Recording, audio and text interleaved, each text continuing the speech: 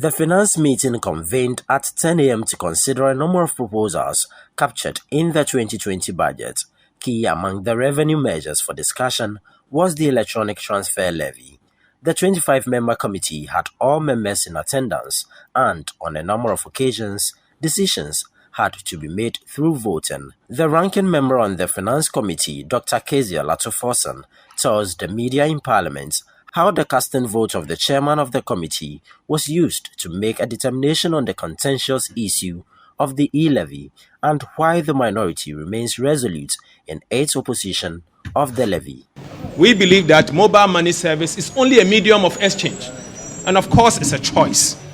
And if your care is not taken and you subject it to tax, since the demand is elastic, it may affect the use of the service, and it will derail all the gains Ghana has made in a cash-light economy. The MPP again did not listen. We voted again using our standing orders, order 211, and they won using the same approach. First, it was a tie, and second, the chairman decided to exercise his right under order 2115. So they carried the day again. We sat in and again said that we do not believe that a clause 5 in the second schedule that talks about the fact that they are going to tax what we call the individual bank transfers, which means that if I sit here today and decide to pay my children's school fees, and then probably instead of going to the bank to pay cash, I decide to sit maybe in Parliament and then transfer it electronically. This insensitive NPP government is telling us that they are going to subject that to another tax of 1.75%. We cannot accept that.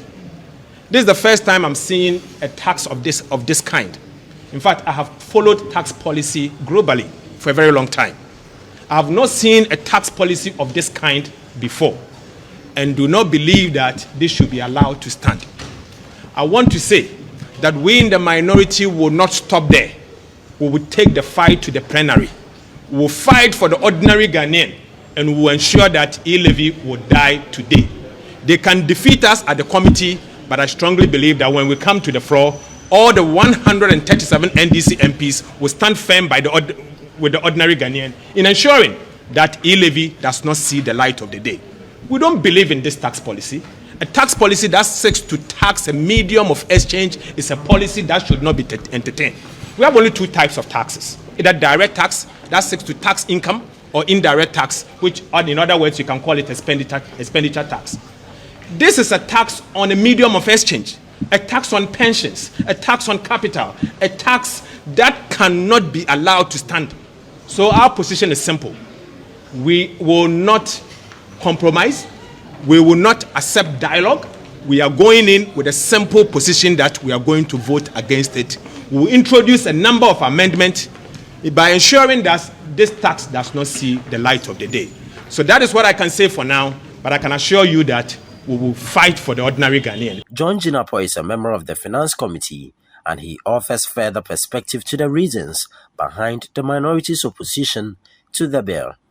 If deliberation on the matter so far is anything to go by, one can only expect that a sharp disagreement among the caucuses will be settled through a vote. All individuals, your money in your bank accounts, when you transfer it through any other individual or transfer it to any other person, they want to tax 1.75. But even more importantly, the minister did indicate to all of you that he was going to engage us further.